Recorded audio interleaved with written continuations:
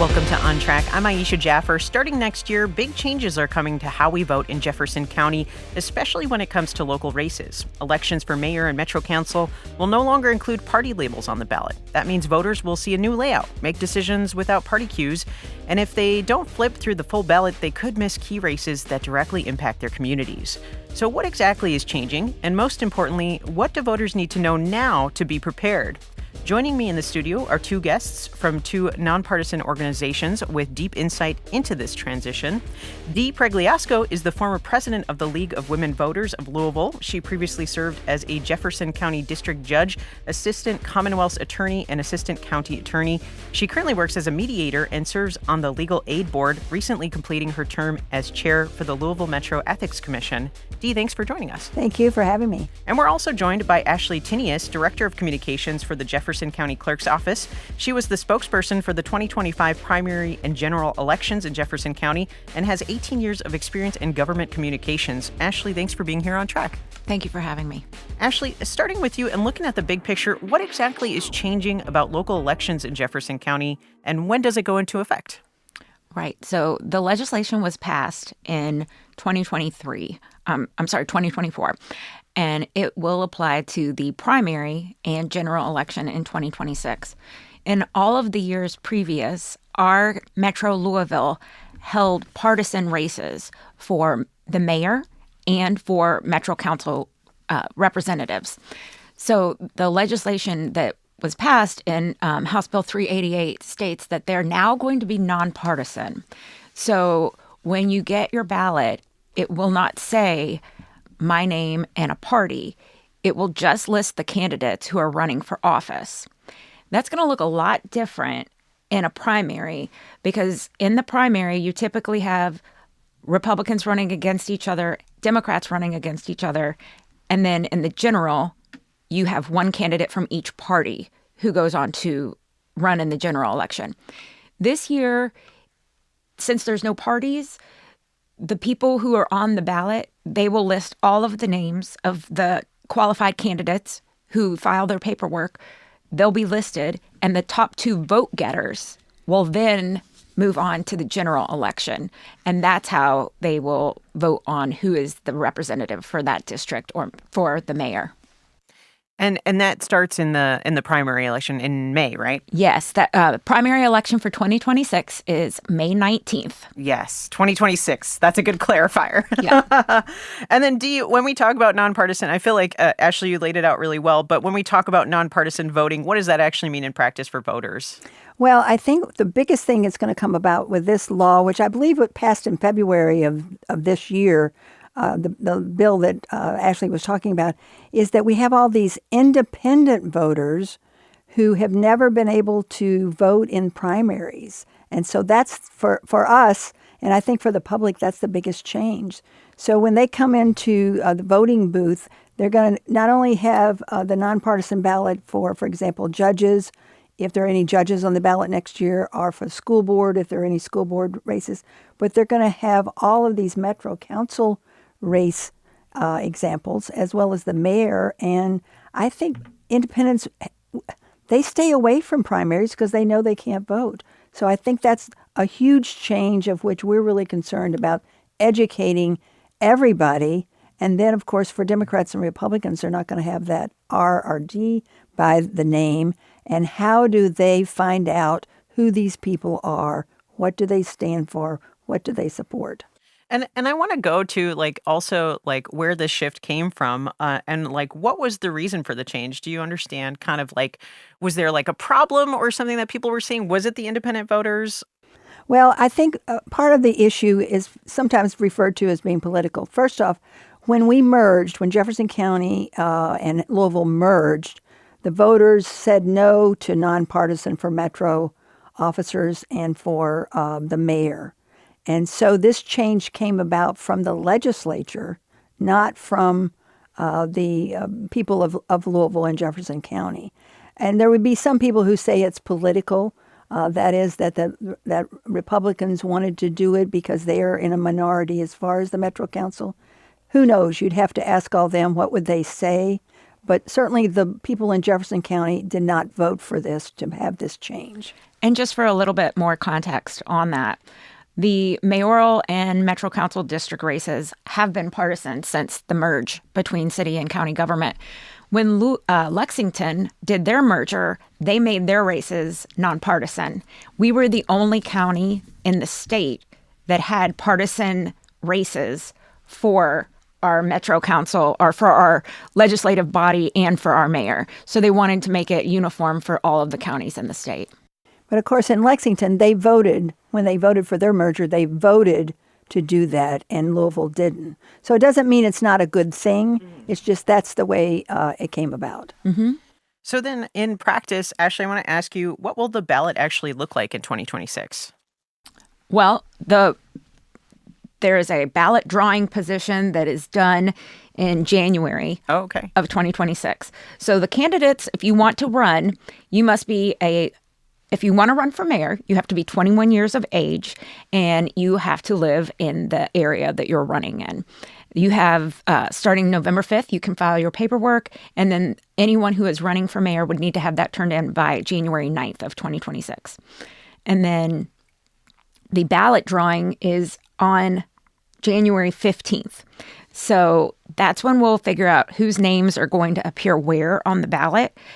We also do have statewide offices and countywide offices that are still partisan that would appear on the ballot.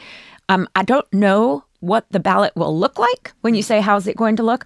But in the past, all of our nonpartisan races have been on the back of the ballot. So the judges and the school board, those were always on the back. And we would tell voters who came, make sure you flip it over and vote for those. This time, and I should make a clarification also. If you're running for Metro Council, you won't be on all of the ballots. You'll only be for the ballots in the district that you're registered to vote in and that you're running in. So next year, the candidates who are running will be in the odd number of Metro Council districts. They do alternating years with that. So the odd districts, 1, 3, 5, 7, will be the ones who would be on the ballot for 2026. So that's just a good clarifier. That's always been kind of like something that you had to flip to make sure that you saw that because it's at the end of the ballot. Mm-hmm. Okay. And so what do you see as some potential upsides and potential challenges for this change? Well, I think Dee touched on that really well because independents have felt that they weren't part of the process. For some of these big offices, they could vote on the judges, but they were not able to vote in the primary. And that was something as an election official that we would see. You know, people would come in and they would say, I know I'm registered D or R. And we would say, no, you're a registered independent and you're only eligible to vote in this. So it will open up some doors for people to make decisions on their representatives. And Dee, same question for you. Yeah, I think part of it is, for example, there are about 75,000 registrations in Jefferson County that are independent or other. So this is the first time that they will get to vote in the primary. And then for everybody else, including, Democrats, Republicans, whoever, it's a matter of what is this ballot going to look like? Is that going to confuse people? So I think we and the clerk's office are going to have to do a lot of education for people. We know this, too, that turning over the ballot, if you look at the judicial races, which have already been, and I was a district judge, so I know about that there's a drop-off. So if you had 50,000 people vote in a race on the first side, you might have less than half of those votes on the back side. And so that's a real issue in the sense of turning over. And I really don't envy the clerk having to work out all these. You're going to have 13 different ballots because of the 13 areas. Like I'm in District 9, so we're going to have a race. So you're going to have those different ballots and make sure people, when they always want to get a sample ballot. Well, what does my sample ballot look like? And so this is a big charge that the county clerk has got to do to make sure people understand the ballot. Yeah. In most years, though, we do have over 200 different ballot styles because of the home rule cities. And they have their own elected bodies, for some of the St. Matthews or Jefferson Town, Middletown, they would have a ballot. And they might not all have the same Metro Council representative. So there were many, many styles of ballots. I've been in the election center before and seen all of them. And it's surprising how many ballot styles we have in Jefferson County. It's a big feat, really, truly. So, Dee, you touched on this. I'm wondering, how might you both think that this will affect voter behavior? Of course, like more independents having the possibility, but I also am thinking about voter turnout and votes cast on those specific elections. Like you said, it does a drop off when you flip it over. So, how might this change, this nonpartisan change outside of independent voters, might change voter behavior? Well, I think, what we know in Kentucky is that primary turnout is very, very low, always has been, and maybe in part due to this fact that it's just Republicans and Democrats and it's not independents too. So the question will be, behavior-wise, is how do we reach people? Again, this is part of our goal in our education as well as the clerks. How do we reach people to make them understand that, yes, you can actually vote in this, in this primary. You're not locked out. And even though it's only about 75,000 people, how do we get everybody to understand that this is a new way of voting and they need to take advantage of it? So that's the hard part. So the plans that we're making for next year, actually starting in the fall and for next year, is to try to get people to understand these changes and understand that it's up to them, though they're the voters, but how do we get them out? And voter turnout is just a huge problem in that sense all over America, which is unfortunate. Mm-hmm. Anything to add? No, I agree with you 100% on that. And there are going to be cases where someone can listen to candidates. The candidates are also going to campaign. You'll be able to get a feel for maybe which party that candidate might be. And if they align with your values, then that's who you could vote for. But it's not going to just be straight party for the mayoral and the Metro Council races like it has been before. So people would need to do some research and really understand what it means to be able to vote for somebody on their ballot. And you might not know all of the candidates well because there could be quite a few. Right. But campaigning-wise, they'd still affiliate with parties, right? Or is that a question? That's an unknown. Right. It is. That's a fair, yeah, wow, okay. The ballot won't say. Okay. But depending on how those candidates run, I think some of that is vague. We don't have legislation that rules on that. So it would be up to the individual candidates. So it might change campaign behavior then. It This could. ballot change, I never thought of it that way. Yes, exactly. So, for example, judges and having run as a judge, we ran nonpartisan, and nobody, and this is a long time ago, nobody ever asked me what my party affiliation was, but they could find out. Mm-hmm. And we didn't talk about it, and judges have different rules as to what can be said or not said in regards to our running for election, some real important rules. And as far as we know, there aren't any rules in this at all. I have reached out to league members in Lexington to try to get a better sense of their campaigning, and I hope to have information about that to let people know what do they do. Yeah, and I actually wanted to ask about that, of what we know, because Lexington's been through this similar shift. Like, what have we seen from their transition that might help us prepare for ours? I don't have information on what Lexington has seen. Yeah, and I think the county clerks should probably talk about that to find out. And then that's why I've reached out to people there to find out. I mean, I understand about the ballot. I mean, they're going to be, on some of these races, there could be 10 people on your particular ballot. Or there could only be one if, in fact, for example, if my Metro Council person doesn't have any opposition. But I think if they're running unopposed, then they won't be on the ballot at all. Ballot, it will just show up on the general ballot. But the question is, with it being open to, and if the word gets out, will more and more people sign up? Because it's the highest too, so you would still have a chance. Even though, you're a Metro Council person everybody likes and everybody thinks is going to win, will somebody, though, try to take advantage of, okay, but the top two are going to be in the ballot in the fall? And just to make another factoid about the candidates, they have to be 18 and registered to vote, qualified to be a candidate. They have to live in the district that they are planning to run in. Right. And then once they're elected, they have to stay there. And they're going to need signatures. So in the past, you needed to have party signatures. You needed to have 2 Democrats or 2 Republicans, depending on what party you were, to sign your nominating petition. Now you will need 2 signatures of qualified voters who live in your district, but it doesn't matter what party they are, but you will still need those 2 signatures. And that's going to be, people will have to make sure that the voters are in their district, because it might feel like it's a broader area since there will be more candidates on there. But that's the candidate's homework. There's been a lot of news about candidates and signatures. Yes. So it's the candidate's job when they ask someone to sign their nominating petition to make sure that they reside in the district that they're running for, because that could be something that is brought up by some of their challengers. Yeah, probably should ask their neighbors that live right next door to them. I know. I see him every day, or her. Right, exactly.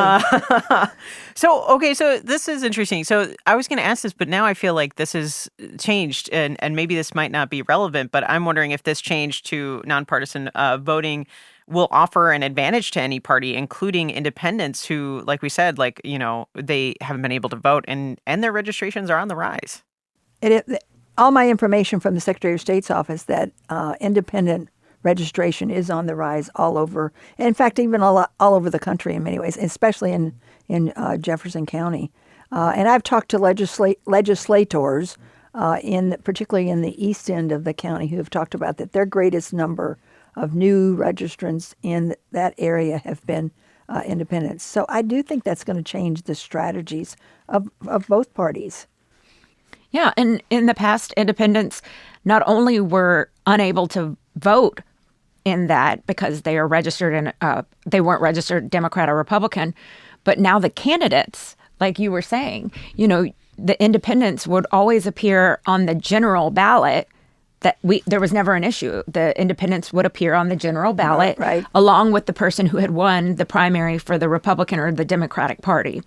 Now you could have independents running against Democrats and Republicans, and somebody who's a registered independent might be running against another registered independent in the general, depending on how the primary turns out. But then just to the core of the question, do either of you believe that this nonpartisan change, will be advantageous for any particular party, whether it's the minority party? Obviously, more opportunity for the independent party. I think we're going to find that out. Okay. I don't think we're really going to know. I think there's some people who will make some predictions. I think there's some partisan beliefs on one side or the other that it's going to be advantageous to one side or the other. But I don't think we're going to really know until we see what happens. I'm not going to make an opinion on that. Like she said, it's something we have to wait and see how it turns out. Mm-hmm. Yeah. It is very new. Well, thank you very much. We'll be back in just a minute. You're on track with Louisville Public Media. Welcome back to On Track. I'm Aisha Jaffer, and we are talking about voting changes ahead of the 2026 primary elections with Dee Pregliasco, former president of the League of Women Voters, and Ashley Tinius, director of communications for the Jefferson County Clerk's office. Ashley, to get us prepared for this change, I know we've been talking about different techniques of trying to get this word out. Will your office be offering sample ballots or mock election tools to help people understand the new ballot? Well, we don't have mock election programs for adults, but we do offer those for high school students as far as trying to educate a high schooler on the importance of looking at the front and the back of your ballot. That's one of our outreach methods and tools that we use. The sample ballots, I don't know when those will be available, but that is something that we have provided in the past. It's usually listed in the Courier-Journal also. That is a generic sample ballot, so it wouldn't have every single race on it. It would have the county-wide races on it, so the Metro Council and the home rule cities wouldn't be listed on that one. That's cool to know. I don't think I've ever noticed that myself, so it's cool to see that will be appearing in the paper for people to check out ahead of time. It's a full-page ad. Wow. Oh, my goodness. And you can also go on the Secretary of State's website. You put in your address and your zip code, and then they can pull up who's running in your particular area. And, of course, there are going to be some congressional races. There's going to be some state senator races and state representative races that will be on the ballot also. Along with the county offices. The county offices. So there's a lot there for voters to sort of take in. So again, that's been sort of in our thinking about our focus on our education programs, is trying to help people understand all these different aspects. Yeah, and I want to talk about that. How can voters feel informed going into the booth? I think this is a great tool, seeing what's in your district and looking up the candidates. But how does this change how voters should prepare? I would like to see everyone be registered by April 4th. I think there's times that someone thinks that they're registered. In other states, when you do your driver's license, you get automatically registered. So to see the greatest number of success on Election Day, I would love to see everybody registered by that deadline of April 4th, so we could see the great numbers of people show up at the polls. I feel like that might be something that kind of gets lost in this major change, is that someone will say, well, I've always been registered. Well, if you haven't always voted, then you get dropped off of the rolls too, because maybe you felt disenfranchised because you didn't get to vote, and you don't know that you need to make sure that you're keeping your voting status active so that you don't get dropped off the poll books. Yeah, one of the things that we do is remind people not only of this date, but if you're going to change your party affiliation, and there have been lawsuits about this, by December 31st of every year. So if somebody wants to change for next year, they need to do it by this year, December 31st. And then the other thing is to let people know, okay, update, make sure, have you moved? You know, people are very mobile. Have you changed your name? That is critical. And so all of those things they have to do. And so that's one of the things that we really emphasize as we're educating voters, all of those things. Two more things that the legislation has passed. You will no longer be able to use a debit or a credit card as a form of ID. That was something that had been allowed in Kentucky. If you don't have your driver's license, you were able to use those as a method of identification. And now that is something that will not be allowed. But there are other things you can still use. For example, if the poll worker knows you for some reason, what if you're, I always say, what if your license, your purse was stolen the day before the election? If the worker knows you, you can vote, and then you can have other documentation that can be used to vote. Yeah, that's all very helpful in those changes. So how are each of your organizations thinking about outreach to voters who may not regularly follow local election updates, like new voters, voters with limited access to resources, or folks used to voting along those party lines? We have two tracks. One, we go to high schools, like Ashley was talking about. We go to high schools, go to the colleges. We do that. We have Democracy in Action meetings every month, and they start, for example, in September. So we have those, and then we have outreach meetings where we partner with, for example, the Urban League, the NAACP, local neighborhood groups. We go to all of those things. We go also when the library has their Cafe Louis. They start that in January. We are present at all of those in all of the libraries. We try to get all of our materials out in the library. And then, obviously, social media is part of it, and we have action alerts for people, and we try to get our members to move out into the community, contact their contacts, because it's a big deal in the sense of trying to get all that information out. Because some people, unlike probably Ashley and me, we're involved in politics, which is can be nonpartisan, every day, but most people aren't. They're going to work, taking care of their kids. And so it's a big job to educate voters. And we are big on outreach. We go to as many community festivals as we can. Right. We'll be at the state fair every day from 9 a.m. until 9 p.m., going over some of this information with voters and trying to not only get people registered, but we're in dire need of election officers too. So we're doing a major campaign right now to try and get people to serve as election officers for the primary and the general next year, because it is hard sometimes to fill those roles, and they're integral to making sure the election goes as planned. Can you explain what an election officer is? Sure. So in Jefferson County, they are usually done in 4-people teams. You would have 2 Democrats and 2 Republicans. If you aren't able to get 2, then you can use an independent. And the election officers will start the day by opening up the e-poll books and setting up the voting booths. They have a long day. They get there at 5 a.m. and they leave at 7 p.m., or depending how long it takes for their poll to close. And they give each person who comes in to vote, they give them their ballot. They tell them, make sure you vote the front and the back. And that's something, when we're doing these election officer trainings in this off year, since there are no elections this year, we're meeting with all of our election officers and telling them, make sure, check the front and the back. And then they do get paid for their service, but they are working almost for free. It's not a great deal of money. It's a civic responsibility. And a lot of people want to do it. They want to come back and they feel good about it. And we just, we encourage anybody who hasn't done it before to sign up and be part of one election. And we need as many people as we can.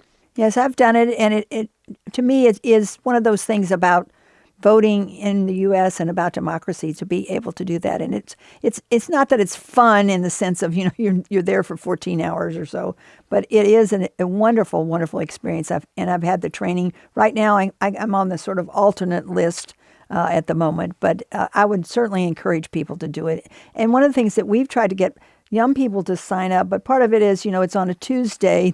That's why one of the things that the league has pushed is to have that a national holiday so that everybody has a chance, or have voting on Saturday, whatever. But it's a wonderful experience for sure, and I would encourage people to do it. So before I let you two go, I want to ask, as we head into this transition, what's one thing you want every Jefferson County voter to keep in mind when going into the next election? Starting with you, Dee. Well, one of the things that I always say, and I've done a lot of work all over the county, is every issue that you have, ever how small or ever how big an issue it is, it's a voting issue. So even if you're interested in the arts in the community, who we put into office affects the arts. And of course, then there's traffic, and then there's the potholes, education. Whatever it is, it's a voting issue. Ashley? And I would just say the election will be on May 19th, but we'll have early voting. And we always encourage people, if they're able to try and get to some of those early voting locations, just because sometimes there can be a long line on election day. And the early voting locations are something that we didn't have before. And it's just amazing that we have that ability now to have early voting in Kentucky. Well, Ashley, Dee, thank you so much for being here on Track. Thanks for having us. Thank you. Dee Pregliasco is the former president of the League of Women Voters in Louisville. She currently works as a mediator and serves on the Legal Aid Board. And Ashley Tinius is the director of communications for the Jefferson County Clerk's office with over 18 years of experience in government communications. On Track is a production of Louisville Public Media. The On Track production team includes Michelle Tyreen Johnson, Alex Biscardi, and Laura Ellis. Our music is by Kojin Toshiro. If you'd like to revisit this episode or explore other community-focused conversations, visit LouisvilleOnTrack.org or find us in your podcast app. Have feedback or ideas for a future show? Connect with us at 502-814-TALK or ontrack@lpm.org. I'm Aisha Jaffer, and remember, being kind is free. That's the start of community. Until next time, you're on Track with Louisville Public Media.